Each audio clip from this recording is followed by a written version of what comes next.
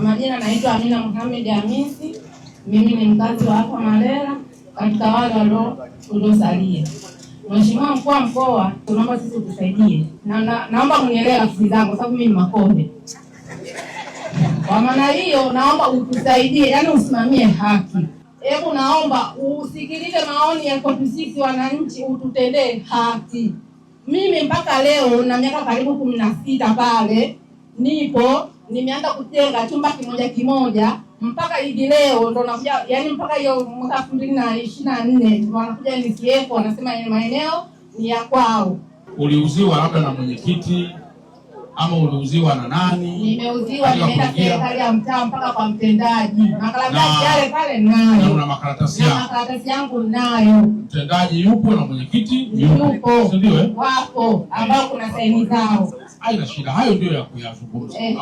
Sawa. Kwa hiyo mimi naomba, niko chini ya miguu yako. Tunaomba ututendee haki. Kama kuna waliokabomolewa, nadhani binadamu unaweza kubomoa kwa makosa. Kuna maeneo ni CCF ni ya kwao, lakini kuna maeneo ambayo sio ya kwao. Mimi hapa nilipo na mama mtoto.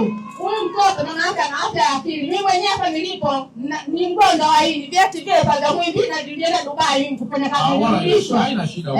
Utaishi vipi? Naitwa ndugu Nubi Musa Mnubi, natokea hapa Malela. Nakuomba ndugu mkuu wa mkoa, sisi wananchi wa Malela utusaidie sisi ambao tumebomolewa makazi yetu. Lakini ujio wako nafikiri mkuu wa mkoa utakuwa ni msaada kwetu sisi. Maana sisi kama wananchi sasa tumechoka, hatuna pa kwenda.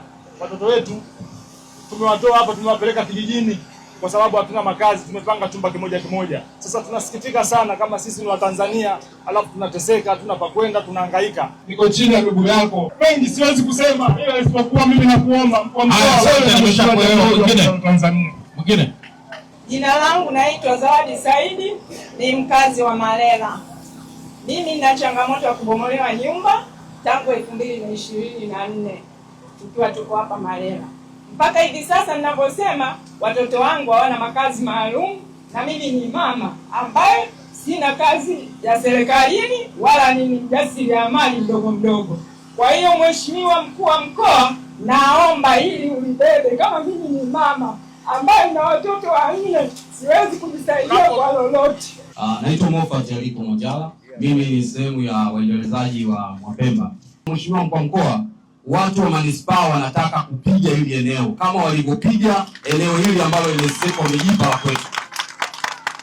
Necha ya Mwapemba, Mheshimiwa Mkuu wa Mkoa, lile eneo sio la NSSF. Na ni kwa sababu tunaheshimu serikali, hatuko tayari tena kuendelea kubisha na tumechoka. Serikali hii, watendaji wa serikali hii ni shida sana. Ni shida sana. Ni shida sana.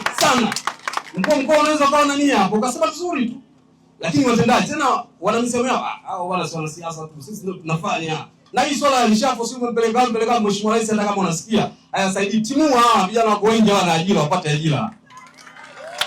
Katika haya yote Mheshimiwa Mkuu, sisi tumekubali kwa unyonge wetu.